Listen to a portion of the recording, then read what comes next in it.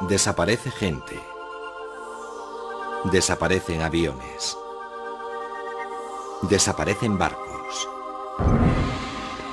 ¿O no? ¿Estas desapariciones son accidentes? ¿O son cuentos chinos, consecuencia de causas naturales o de causas sobrenaturales?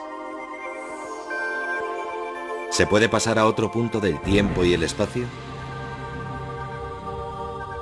¿Qué desaparición es más difícil de explicar?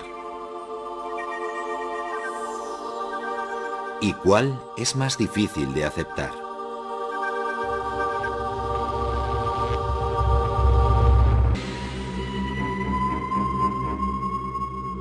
El 23 de septiembre de 1880, David Land salió de casa y se adentró en su finca. Saludó al juez local que pasaba por allí. Al cruzar la finca se volvió hacia su mujer y sus 2 hijos.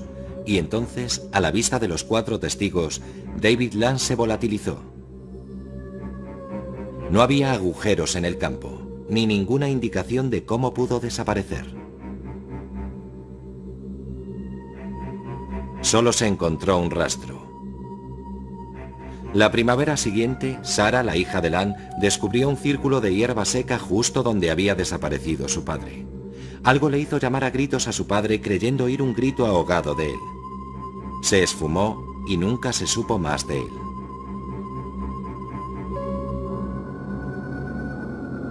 Pero ¿cómo puede alguien desaparecer de repente?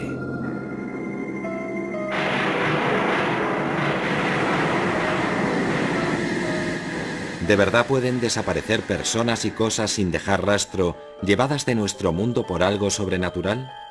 Para buscar la verdad hay que preguntar a los testigos, que siguen sin poder creer lo que vieron con sus propios ojos.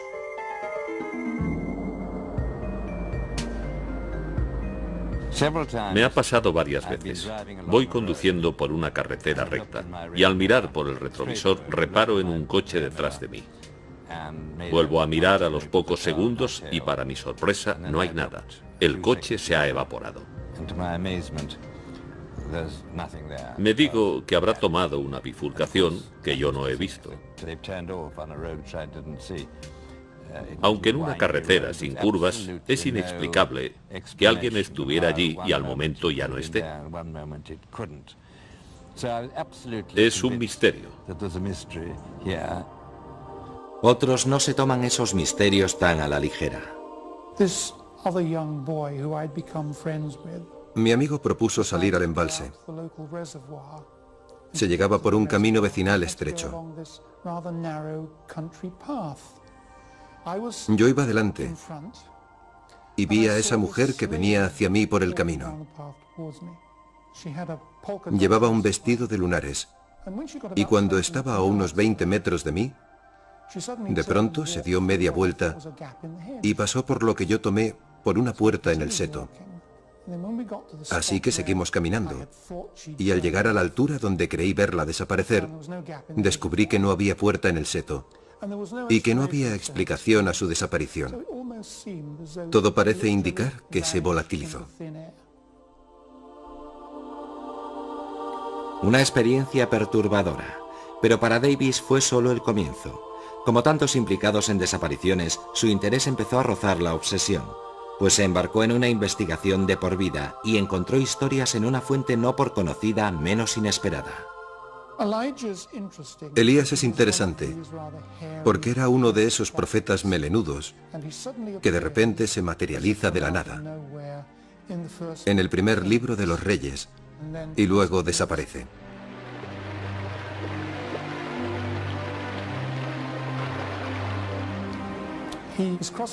Está cruzando el Jordán con su discípulo, y al llegar a la otra orilla, descienden del cielo eso que llaman un carro de fuego y caballos de fuego.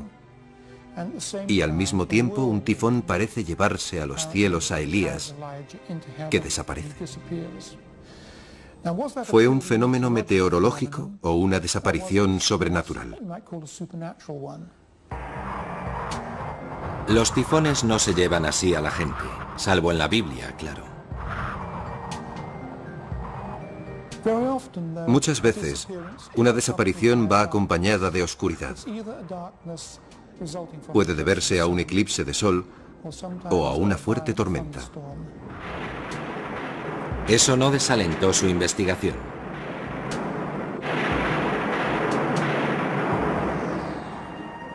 Como tantos obsesionados con las desapariciones, Rodney Davis siguió hasta la antigua Roma y el misterio de Rómulo, fundador de la ciudad.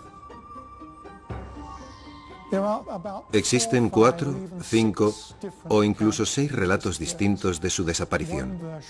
Una versión dice que desapareció en el templo de Vulcano. Según otra, fue en un lugar llamado Marisma de la Cabra. En esta ocasión, hay tanto un eclipse de sol como una gran tormenta. En esa oscuridad desaparece y no se le vuelve a ver.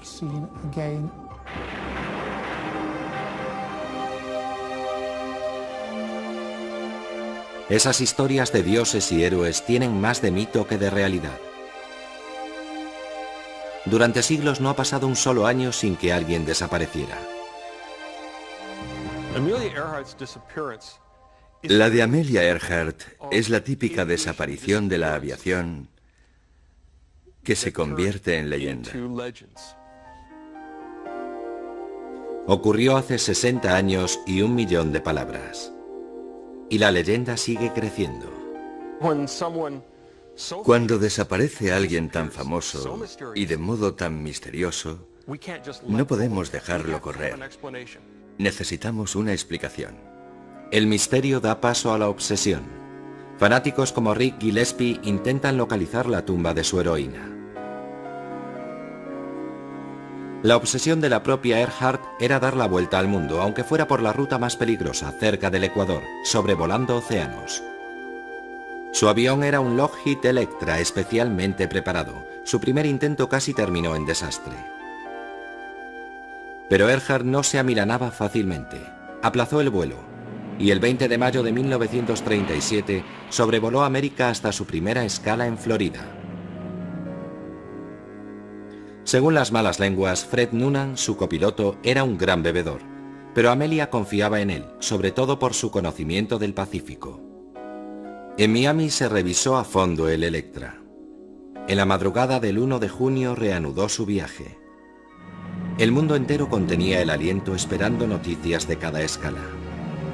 Cruzó el Atlántico, sobrevoló el desierto africano y siguió hasta lugares de nombres evocadores, como Karachi, Calcuta, Rangún, Bangkok. Tras algunos contratiempos menores y una tormenta monzónica, el 1 de julio llegó a Papúa Nueva Guinea. Había logrado recorrer 22.000 millas. La etapa siguiente era la isla Howland, un punto diminuto en el Pacífico Sur de 3 kilómetros de largo y 800 metros de ancho. Era un territorio americano de importancia estratégica. Estados Unidos sospechaba que Japón concentraba fuerzas militares en la región.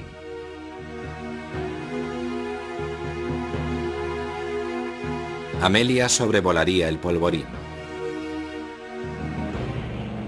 Ignorando el peligro, el 2 de julio el Lockheed de Amelia despegaba para cubrir las 2.500 millas hasta Howland. Confiaba en sus instrumentos, en Noonan y en la suerte.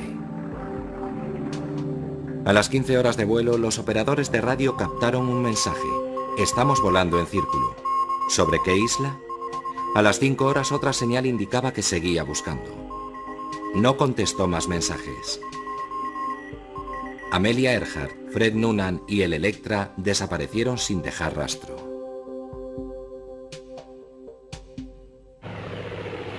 Casi un centenar de aviones peinaron el Pacífico.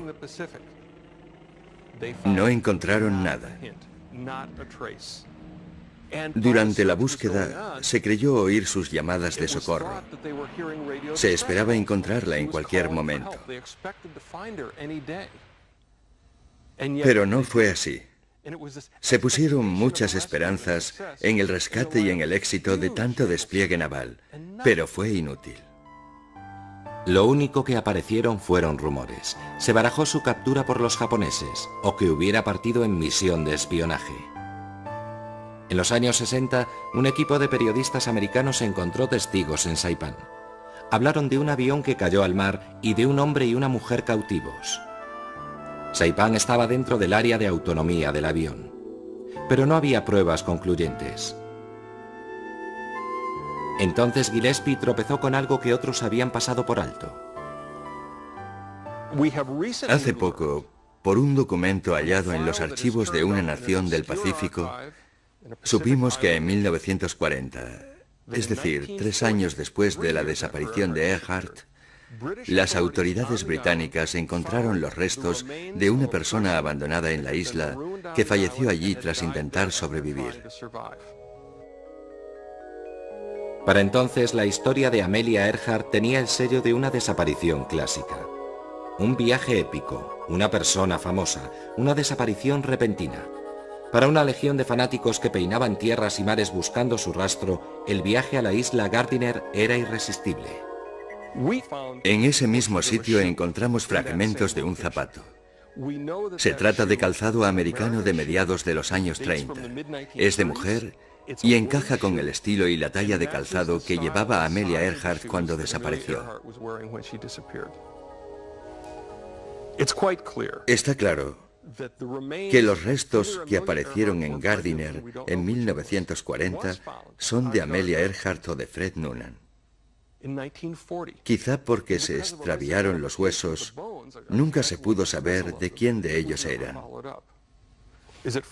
Sospechamos que eran de Noonan porque en los restos humanos es más fácil identificar el género si se dispone de parte de la pelvis y del cráneo, como fue el caso. Si es Noonan, ¿dónde está Amelia? Si hay 2 personas abandonadas en una isla, no morirán en el mismo momento. Una de ellas sobrevivirá a la otra y no se quedará ahí sentada viendo cómo los cangrejos se comen a su colega. Hará todo lo posible por enterrarlo. Si estamos en lo cierto, ahora los huesos de Amelia descansan en una tumba anónima, seguramente cerca de donde se encontró el otro cadáver. Luego hay que preguntarse qué fue del avión, si existe alguna prueba de que haya estado allí, y resulta que sí. Encontramos fragmentos de aluminio y de otro material que procede de los restos de un avión. Este trozo de metal nos dice mucho. Hemos comprobado que corresponde a un parche instalado en los bajos del avión de Earhart, en esta posición, justo aquí.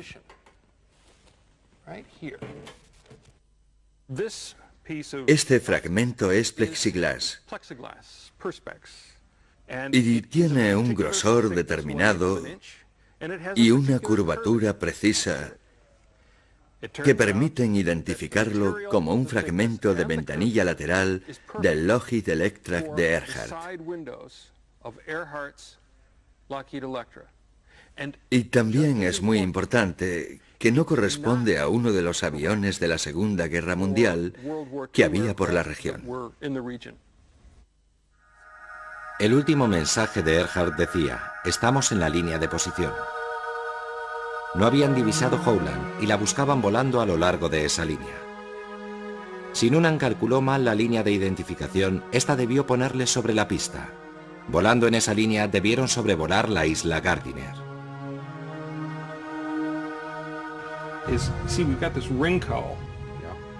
Rick Gillespie seguirá buscando el avión y los efectos personales. Puede parecer de mal gusto, pero necesita pruebas para resolver el enigma. Aún hoy, 60 años después de su fatídico vuelo, Earhart sigue siendo un ídolo capaz de inspirar a otros. La aviadora americana Linda Finch consiguió su objetivo, dar la vuelta al mundo en 2 meses y medio. Pero Amelia Earhart no es la única americana famosa desaparecida entre una nube de rumores. El 15 de diciembre de 1944, Glenn Miller, el director de orquesta más famoso del mundo, se volatilizó. Había recibido órdenes de volar a París y embarcó en un Norseman monomotor pilotado por Johnny Morgan. No entendí por qué Johnny Morgan se empeñó en volar ese día. Había niebla. Hacía un día de perros y él no tenía experiencia. El Norseman despegó a pesar de las inclemencias. Fue la última vez que los vi. El Norseman nunca llegó a París. Desde entonces ha habido mucha controversia en torno a lo que ocurrió ese fatídico día. Victor Gregory, excomandante de bombarderos, cree que un miembro de su tripulación fue testigo de la suerte del Norseman. Volvíamos de una incursión frustrada sobre la ciudad alemana de Schegan y teníamos órdenes de echar al mar las bombas, sobre todo el pastel de 4.000 libras, que era muy peligroso si se aterrizaba con él a bordo. Después de que soltáramos las bombas, el copiloto vio una avioneta que bajaba por estribor y la identificó inmediatamente como una Norseman. Estoy convencido de que se vio atrapada en la onda de choque de uno de los pasteles de 4.000 libras que explotaron a la vez y desapareció en el mar. Después supe que el único Norseman que voló aquel día fue el de Glenn Miller, así que no me cabe duda de que yace en el fondo del canal. Esa es una teoría, pero hay otras, más suspicaces y quizá más plausibles. El detective Gordon Buchan cree que el avión no se estrelló, ni Glenn Miller con él. Tengo en mi poder una copia del registro de todos los aviones Norseman 70.285 y demuestra que ese Norseman voló por la zona de Nueva York hasta el 29 de enero de 1947, en que fue desguazado. Es decir, unos 3 años después de la supuesta desaparición de Glenn Miller. Cuando hice preguntas y llamé a varias puertas del Ministerio de Defensa, esas puertas se cerraron rotundamente. Nadie, al parecer, quiere hablar de la desaparición de Miller. Otros también creen que ha habido una tapadera de alto nivel. Un alto oficial dijo a Udo Ulfkott que la inteligencia estadounidense se había inventado la historia de la desaparición, por motivos de delicadeza y de decencia. Después de 1945, cuando la inteligencia alemana cooperó con la americana, los americanos mencionaron que Glenn Miller no murió en ese accidente de avión. Los alemanes quisieron saber qué pasó, y los americanos dijeron, bueno, murió en una casa de putas, pero por entonces no podíamos contar eso a la gente, así que inventamos la versión de que murió en un accidente de avión. Para confirmar esto, la familia de Glenn Miller tampoco cree en un accidente. Mi padre Herb, hermano menor de Glenn, no se tragó los cuentos que los militares contaron a la familia. Creía que Glenn padecía una grave enfermedad, cáncer quizás, porque Glenn fumaba como un carretero. En las últimas fotos que tenemos de él, sus uniformes cortados a medida le vienen grandes, le sobran por todas partes. Mi padre cree que murió de muerte natural.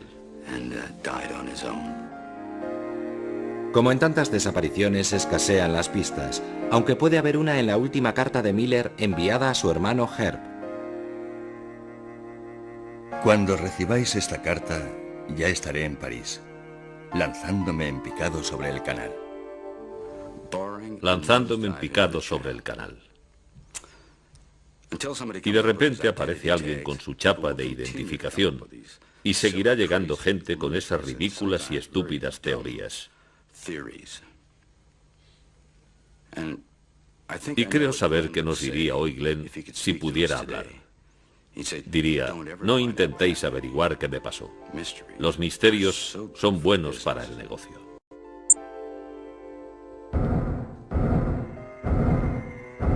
El sexo y la fama son ingredientes explosivos en las desapariciones, tanto como el poder. John Stonehouse era un político ambicioso que hubiera podido llegar a primer ministro británico. La alarma sonó cuando, estando de vacaciones en Florida, no se presentó a un mitin que iba a dar. No apareció, ni tampoco a cenar. Así que echaron abajo la puerta de su habitación y encontraron todas sus cosas, su pasaporte y su dinero, que era mucho. La policía peinó la playa cubana, pero ni rastro. Cada vez que aparecía un cadáver a 200 kilómetros a la redonda, todos se preguntaban si sería él. Corrieron rumores de que tenía problemas financieros, lazos con la mafia, o de que era un agente secreto, y él sin aparecer. Debió ahogarse. Le damos por muerto. Aunque entonces no lo supiera, la policía tenía en sus manos una prueba de peso, su pasaporte. John Stonehouse había leído este libro de Frederick Forsyth. El chacal desaparece asumiendo la identidad de un fallecido. John Stonehouse había acudido a esta tienda de su circunscripción para investigar la historia de un votante fallecido llamado Clive Markham. Un año después, la policía australiana irrumpió en una casa de Sydney. La verdad salió a la luz. Agobiado por las deudas, Stonehouse había organizado su propia desaparición. He sufrido traumas porque algunos de los ideales por los que he peleado durante 30 años de intensa vida política se han quedado en nada. Eso me afligió, me afectó mucho. Es uno de los motivos por los que me vine abajo. Stonehouse estaba acabado, acusado de 21 delitos, entre ellos fraude y usurpación de identidad. Pero Stonehouse desapareció ante todo por un lío de faldas, con su bonita secretaria, Sheila Buckley. Fue su afán por verla lo que puso a la policía sobre la pista de su escondite.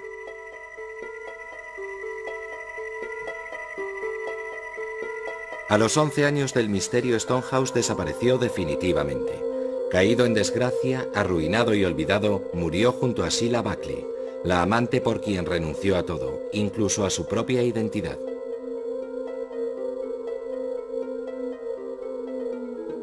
Si la desaparición de aficionado de Stonehouse se debió al más trivial de los motivos, otros son más calculadores y profesionales. La pista la encontramos de nuevo en el título de esa novela de Frederick Forsyth, pero esta vez la desaparición es mucho más siniestra. Durante los años 70 y 80, las ciudades europeas se convirtieron en blanco de las acciones terroristas de varios grupos clandestinos. Era evidente que alguien intentaba poner sobre el tapete mundial la cuestión palestina, pero cuando se disipaba el polvo de las explosiones ya no estaba. Ocurrió de repente. En Londres atacaron a Lord Schiff, destacado sionista y presidente de Marks & Spencer. Se abrió la puerta del baño y entonces vi una pistola. Eso fue todo. Entonces, en 1975, se produjo el ataque más audaz en la sede de la OPEP, en Viena. Hubo 3 muertos y se tomaron 11 rehenes, entre ellos algunos ministros. Los liberaron tras un vuelo al norte de África. ¿Quién era el cerebro? ¿Esta oscura figura que estrecha la mano de un prisionero y abraza al ministro venezolano del petróleo? Se le puso un apodo, Carlos el Chacal, porque desaparecía utilizando disfraces y nombres prestados. Una redada en un piso franco de Londres permitió dar con una pista. Una anotación en un libro que apareció en un arsenal dio a la prensa el verdadero nombre. Por fin el Chacal tenía una identidad. Ilich Ramírez Sánchez. Quería ser una estrella y tomó la vía del terrorismo para lograrlo.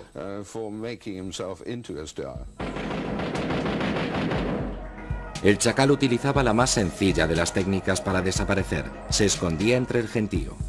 Aunque lo buscaban en Europa, frecuentaba pisos francos en Inglaterra y Francia y se escurría cambiando de identidad y de pasaporte. Solo durante los años 70 usó más de 20 identidades distintas. Y tenía amigos secretos e influyentes. Si se estrechaba el cerco, contaba con apoyos suficientes para desaparecer en Europa del Este o en Oriente Medio. Pero la perseverancia del periodista David Yallop acabó dando con él. Es el hombre más buscado del mundo, número 1 en la lista de Interpol desde 1975. Bueno, pues está aquí, en Damasco. Digan lo que digan a Saad al-Dubar, jefe de los servicios secretos, sé que está aquí. En agosto de 1994 le abandonó la suerte. El hombre que durante 2 décadas despistó a la policía fue detenido en una clínica de Jartum cuando estaba anestesiado. Las fuerzas de seguridad sudanesas lo entregaron a Francia. A finales de 1997 fue condenado a cadena perpetua por matar a 2 agentes franceses. Carlos no volvería a desaparecer. La mayor parte de las desapariciones humanas se pueden explicar por sentido común o fuerzas naturales, pero hay algunas que desafían toda lógica y parecen sobrenaturales. Algunas de las más sonadas se han producido en la costa sudeste de América, una pequeña zona famosa por sus inexplicables desapariciones, el llamado Triángulo de las Bermudas. Hay docenas de relatos de barcos, aviones y personas desaparecidas en extrañas circunstancias, como el Witchcraft. El 24 de diciembre de 1967, a una milla de la costa de Miami, un Buoy 7, un yate de recreo, se hizo a la mar con el propietario y un sacerdote a bordo. Al poco emitió un mensaje de llamada urgente al guardacostas. Este tardó unos 20 minutos en alcanzar su posición, pero cuando llegó a la zona, no quedaba rastro del yate. Hacía muy mal tiempo aquella noche. Debieron pensárselo 2 veces antes de salir. Era un barco pequeño, de noche y con mala mar. Para mí no tiene nada de misterioso. Por cada convencido de la existencia del Triángulo de las Bermudas, también hay un escéptico, como Larry Kuss. Cree que muchos de los misterios tienen una respuesta lógica, como el caso del Rubicón, que apareció a la deriva frente a la costa de Florida con solo un perro a bordo. Se desató sobre La Habana uno de los huracanes más fuertes de todos los tiempos. El Rubicón estaba en el puerto, sus amarres se rompieron y el barco salió a alta mar a la deriva hasta que dieron con él.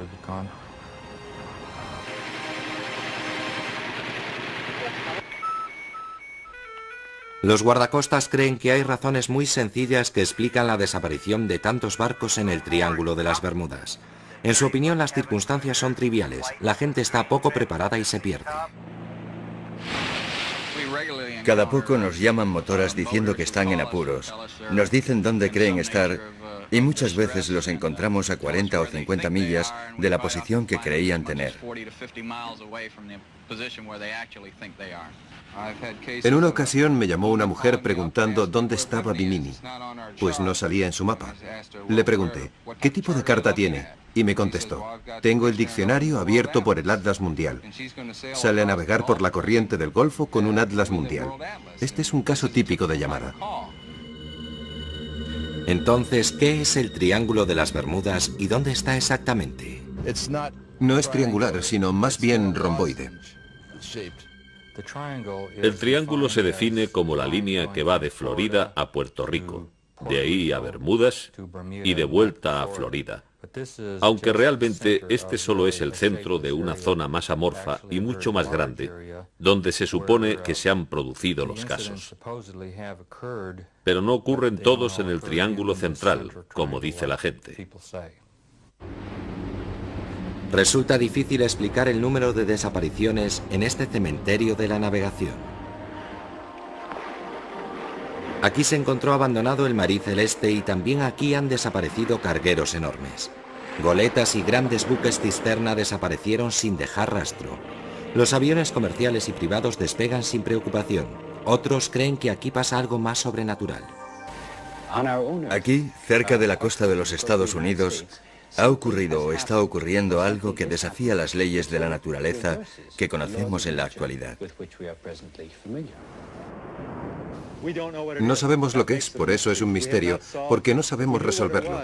Si supiéramos qué hay ahí, no sería un misterio. Usted no me estaría filmando y yo no habría escrito un libro sobre el tema. Hay un incidente que ha contribuido más que ningún otro a forjar la leyenda y estará vinculado para siempre al Triángulo de las Bermudas. El 5 de diciembre de 1945, 5 Avengers de la Armada Americana salieron en misión de entrenamiento rutinario, pero algo falló. La torre de control captó mensajes inexplicables. Los pilotos decían que se habían perdido. El mar y el cielo parecían extraños. Y luego, Silencio. Se envió un avión de rescate Mariner. También él perdió el contacto por radio. Entonces se acometió un rastreo a fondo día y noche. Se habían esfumado 5 Avengers, un Mariner y 23 tripulantes. Jamás se encontraron supervivientes ni restos del naufragio. Entraron en el triángulo diabólico y no volvieron a salir. El misterio no era tanto cómo se habían perdido, sino cómo pudieron desaparecer. Bueno, los Martin Mariners tenían un historial de explosiones. Llevaban varios miles de litros de combustible y lo que pasó es que el avión explotó en pleno vuelo a los 27 minutos de despegar, como vieron varias personas desde un barco de la Armada.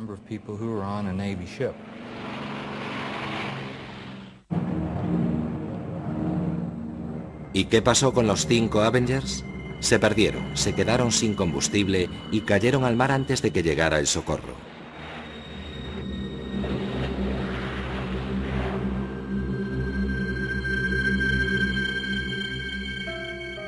La historia del vuelo 19 se ha incorporado a la mitología popular.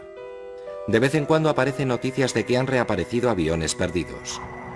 Una versión afirma que estuvo dando vueltas sobre el desierto cuando lo devolvieron los extraterrestres que lo secuestraron en 1945. La leyenda se basa en buena parte en los comentarios del comandante, recogidos en una grabación. Las 2 brújulas se han estropeado, sobrevuelo tierra, pero están rotas. Cuando el comandante dice que están rotas las brújulas, el problema no es que hayan fallado, sino que está despistado y no está de acuerdo con lo que dicen. Pero más misterioso es lo que el comandante Taylor se supone que dijo. No vengan detrás de mí, parece como si vinieran de fuera del espacio. En el diario de navegación dice, no vengan detrás de mí. Y esto lo decía cuando hablaba con alguien de tierra, el teniente Cox. Y cuando Cox le dice, volaré dirección sur para encontrarte, es cuando Taylor responde, no vengas detrás de mí, ya sé dónde estoy. En 1945, cuando Taylor dice, parece que vienen del espacio exterior, la gente normalmente no hablaba de ovnis.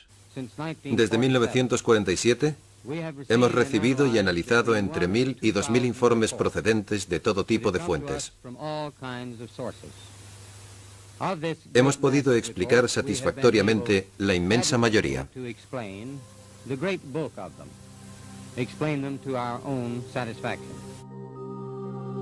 El único problema de los desmentidos oficiales es que la gente los toma por una prueba más de que se están ocultando los hechos. Pero algunas de las pruebas de las visitas de naves espaciales son increíbles.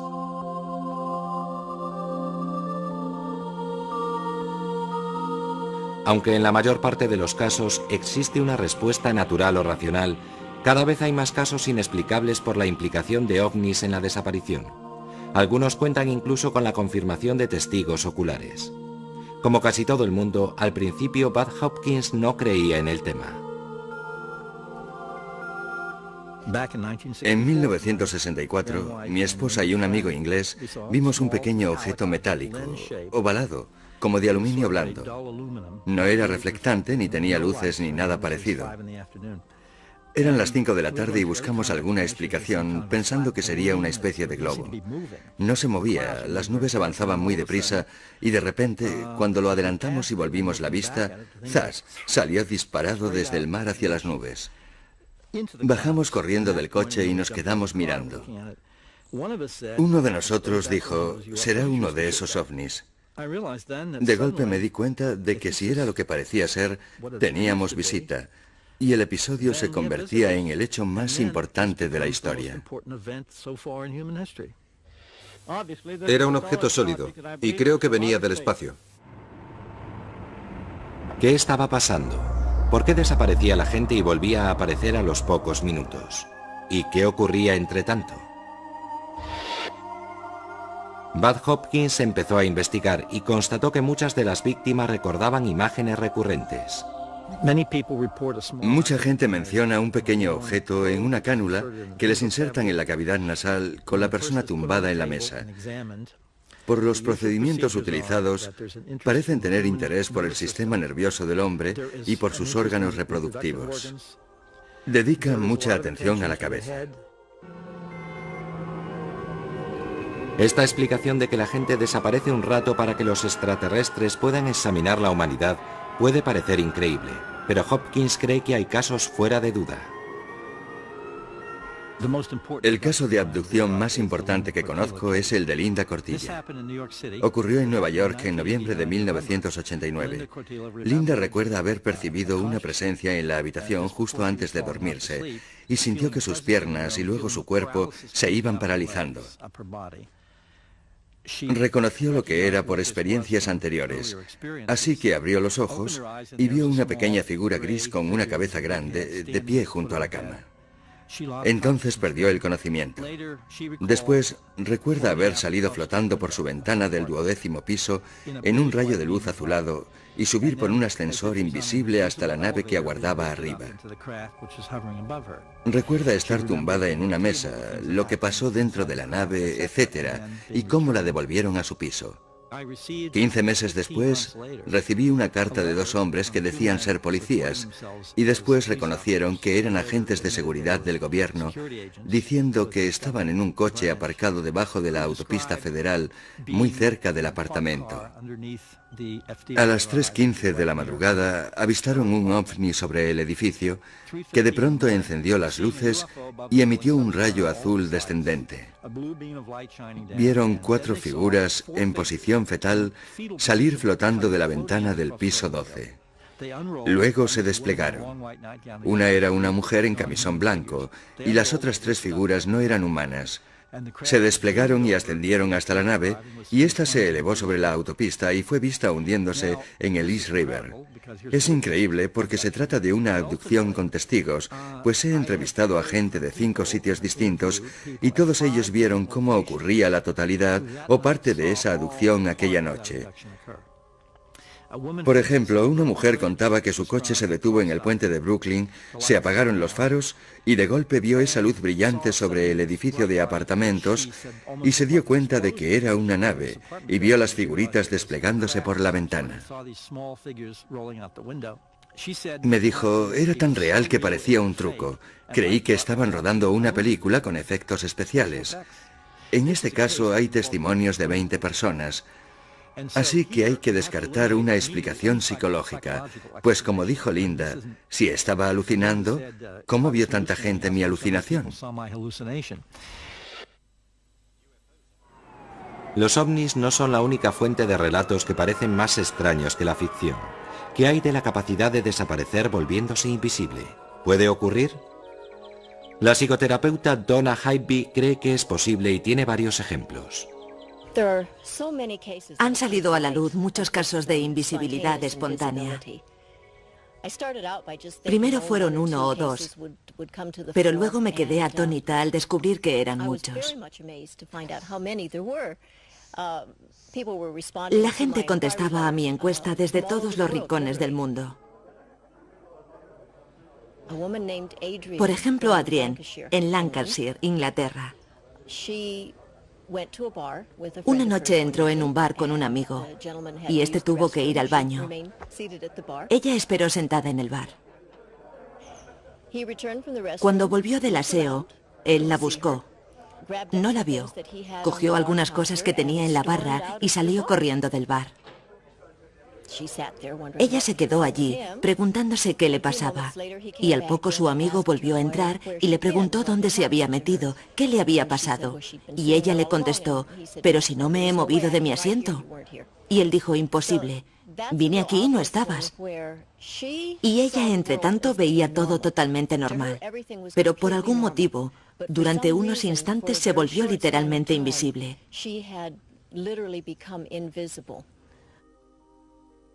En otra ocasión, esta mujer quiso comprobar su sensación de que era invisible. Así que entró en el aseo de caballeros. Diciéndose que si no la miraban allí, no la mirarían nunca. Y dice que nadie la vio. Dejando a un lado los ovnis y lo paranormal, ¿Existe una base científica para las desapariciones? La idea de Einstein era que es la materia, la energía materializada, la que induce la curvatura del espacio y el tiempo. Según Einstein, teóricamente es posible viajar en el tiempo. Entonces, ¿podría desaparecer una persona al viajar al futuro? Para que esto funcione, Einstein sugirió un concepto asombroso, llamado antimateria.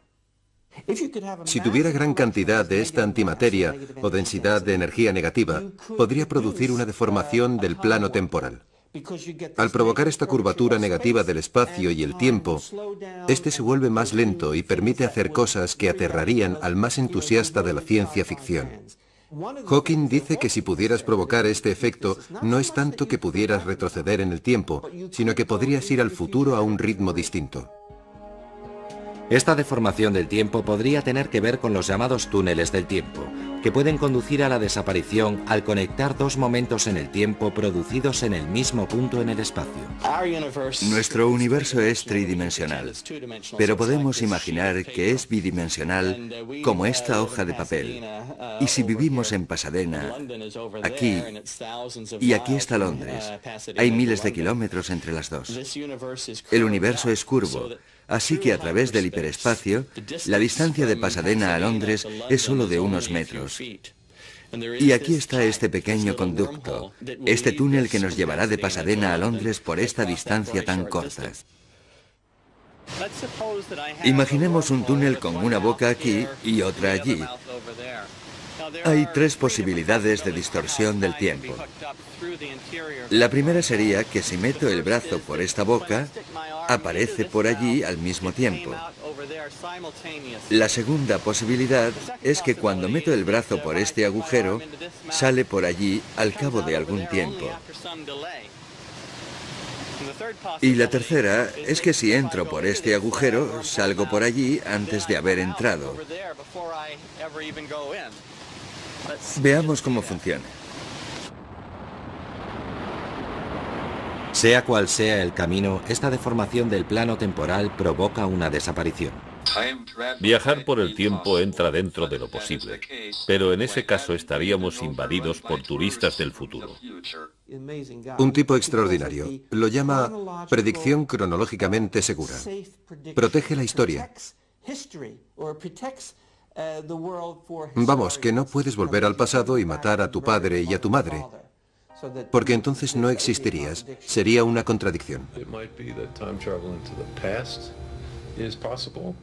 Quizás se pueda retroceder en el tiempo, pero aún no ha llegado nadie desde el futuro a nuestra era, porque el futuro está muy lejos, y cuanto más retrocedes, más caro te sale.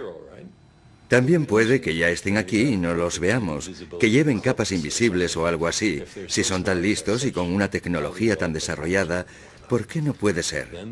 También puede que estén aquí y los veamos, pero les demos otro nombre, como ovnis o fantasmas o...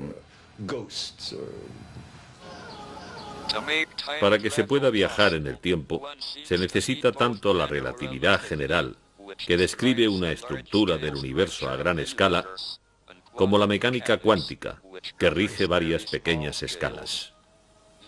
En su formulación actual, estas dos teorías son incompatibles, así que debemos encontrar otra que las concilie. Quizá la respuesta esté entre la física de los cuerpos grandes, como los planetas, y las fuerzas diminutas que afectan a los átomos. Si existen los viajes en el tiempo, causarán desapariciones en los túneles del tiempo. Una deformación del tiempo. La teoría de que entras en un túnel del tiempo, desapareces y sales en un punto distinto del tiempo y del espacio. Es inverosímil, pero en principio esas cosas están ahí, en la teoría. Creo que dentro de 10 o 15 años conoceremos todas las leyes del punto de gravedad. Mi pronóstico, y estoy dispuesto a apostar fuerte contra Hawking, aunque él no querrá, es que cuando tengamos esas leyes dirán que no se puede hacer una máquina del tiempo y retroceder en el tiempo nunca. No apostaría contra la existencia de máquinas del tiempo. Puede que mi oponente haya visto el futuro y conozca la respuesta. Hasta los matemáticos aceptan que el concepto de viajar en el tiempo es inverosímil, pero teóricamente posible, sobre todo si va asociado a la parte más normal y potente de la vida cotidiana, las emociones. Es posible que bajo su aspecto sobrenatural sean las emociones intensas, la tensión, la ira, el miedo, las que anulan de algún modo las fuerzas de cohesión de los átomos y del cuerpo de la persona. Si las interfieres, dejas como una desilusión que puede estar asociada a la teleportación.